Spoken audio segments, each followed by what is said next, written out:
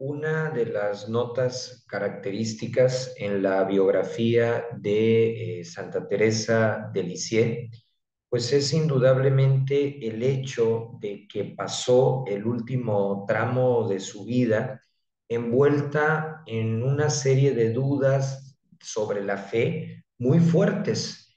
Y yo creo que esa experiencia, que pues para ella fue bastante difícil, nos viene bien a todos los que andamos en este mismo camino de creer en Dios, ¿no? Y de seguir a Jesús y de la fe, conocerla, porque muchas veces hacemos de la oración algo mágico o pensamos ingenuamente pues que siempre vamos a sentir una emoción muy fuerte, que nunca nos vamos a cansar, que nunca nos vamos a distraer y de pronto pues nos aparece esta gran figura, ¿no? Que fue Santa Teresa de Lisieux, doctora de la Iglesia y una escritora muy famosa. Destaca el libro Historia de un alma, ¿no? Entonces, de pronto, ver cómo se compagina una gigante de la fe con dudas muy profundas, sobre todo en el último tramo de su vida,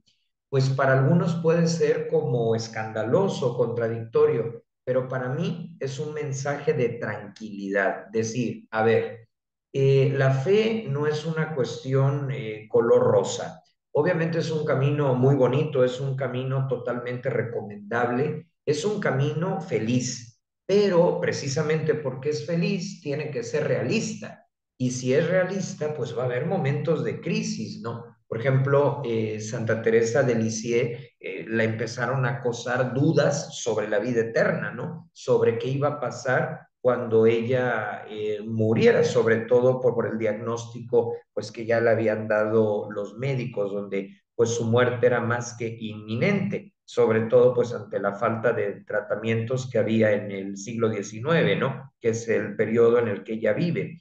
Y aquí lo importante no es la crisis, sino cómo la manejó. O sea, hay que aclarar que todas esas dudas que le impedían terminar de rezar el rosario, que le hacían las meditaciones de los retiros muy tediosas, ¿no? Y que pues hasta cuando ya iba a hacer su profesión empezó a dudar si lo suyo era o no el Carmelo y todas esas cuestiones, no es que ella lo consintiera, no es que ella estuviera de acuerdo en pasar por eso, es más bien algo que se le presentó y que Dios permitió por su propio bien, pero yo creo que también ya pensando en nosotros, en los que veníamos después, porque yo sí veo, sobre todo ahorita, pues que estamos cayendo en una especie de fe sentimental, ¿no? Donde si me siento bien rezo, pero si me siento mal o me está pasando algo fuera de lo común, pues ya mejor no me meto en eso o empiezo a creer que la regué, que traicioné a Dios o peor aún, que Él me traicionó a mí. Y no es nada de esto. Se llama la vida real. La fe no es magia.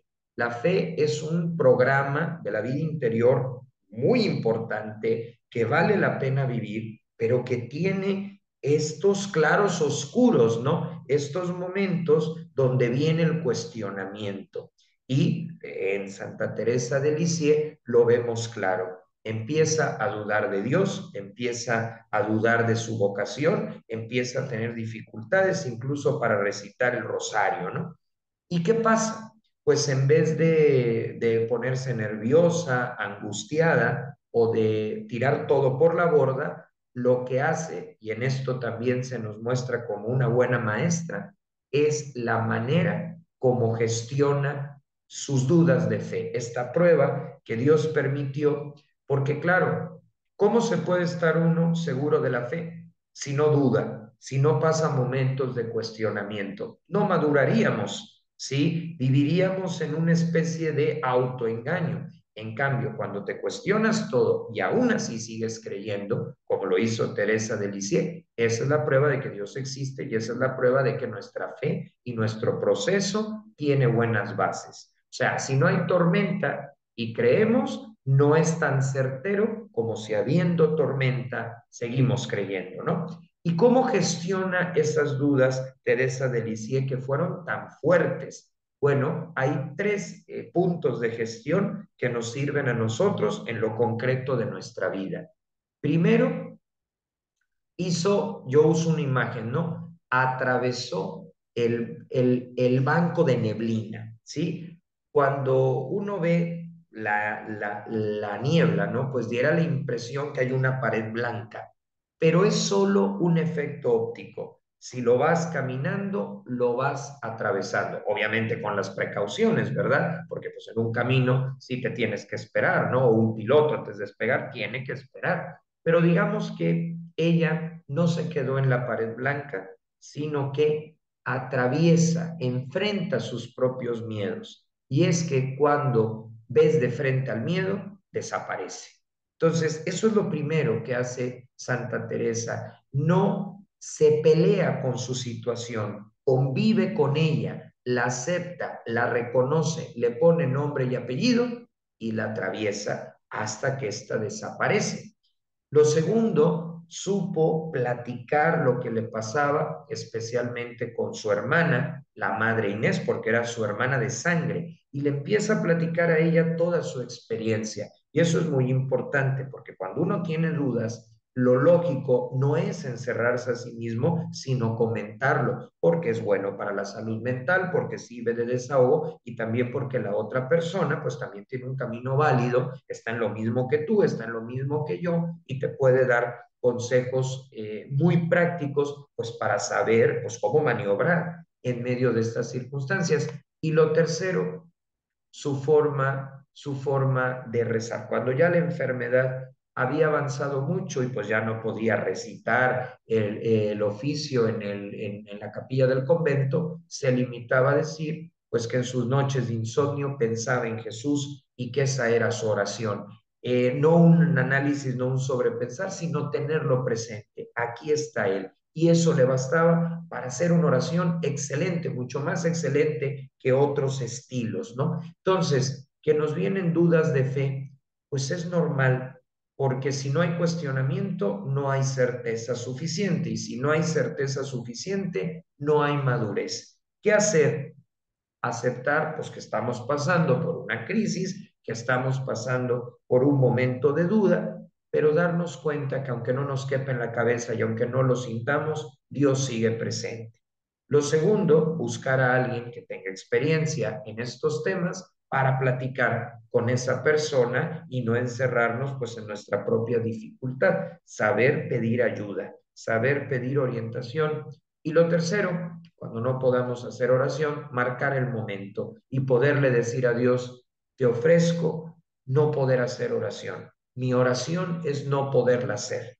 Y así habremos neutralizado pues esos temores de que luego nos vienen o ese idealismo sobre la oración donde se piensa que todo es andar saltando en algodones o donde se piensa pues que siempre va a estar uno riendo, a carcajadas. No, si hay un buen humor, obviamente se disfruta la vida, pero pues como todo, ¿no? O sea, en cualquier relación, pues hay momentos donde se siente más y donde se siente menos, pero no por ello la desechas.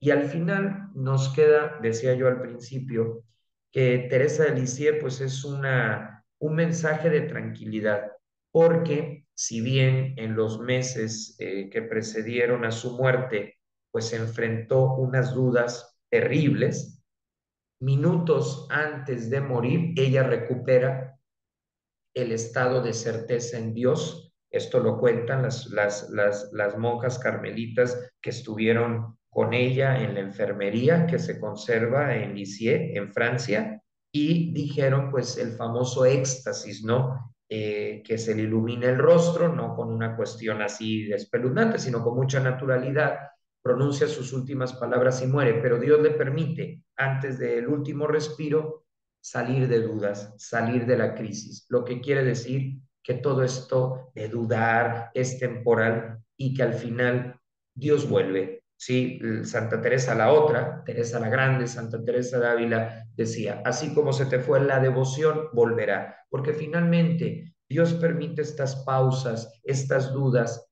para no sobrepasarnos. O sea, cuando Dios nos permite vivir una experiencia sensible, donde nos damos cuenta que está, siempre nos da un periodo de sequedad para que se acomode, para que lo podamos asimilar. Porque si no hubieran esos momentos de sequedad, esos momentos de duda, sería como comer sin límite. ¿Y qué pasa si yo como sin límite? Me indigesto y vienen problemas. Lo mismo es la cuestión espiritual. Si solo sintiéramos cosas bonitas, habría una indigestión. Entonces Dios nos permite tener oraciones con mucha devoción, con emoción, pero luego nos da pausas donde parece que se fue. Pero no es que se vaya, es que nos da espacio para que podamos asimilar y no nos vayamos a sobresaturar, a sobrepensar o incluso a racionalizar la oración, quitándole el elemento de la experiencia. Teresa de Lisieux recibió muchas cosas de parte de Dios, tuvo también sus oraciones sensibles, pero claro, era tan fuerte el contenido, el significado, la alegría de eso que había encontrado en Jesús, que fue necesario un paréntesis de bastante tiempo, donde no lo sintiera, donde no lo experimentara, pero eso sí,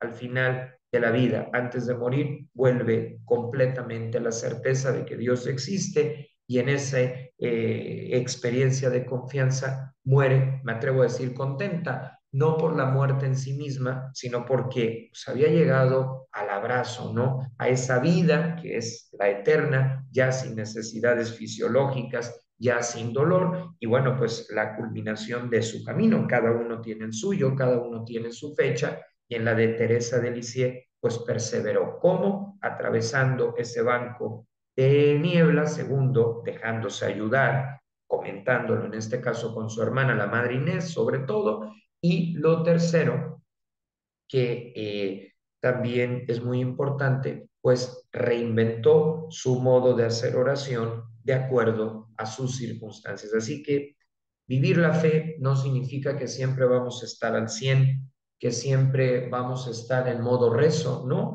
Va a haber momentos donde pues no sintamos a Dios, va a haber momentos donde incluso nos cuestionemos su existencia, pero lo importante es pasar por esos momentos, no darles la vuelta, porque si los vivimos con esta lógica que Teresa de Lisieux aplicó en la gestión de la situación, podremos salir sin problemas, con mucho éxito y eso sí, con una certeza mayor de que existe y que si permite estas cosas es para que no nos indigestemos con tantas otras que nos da de modo sensible.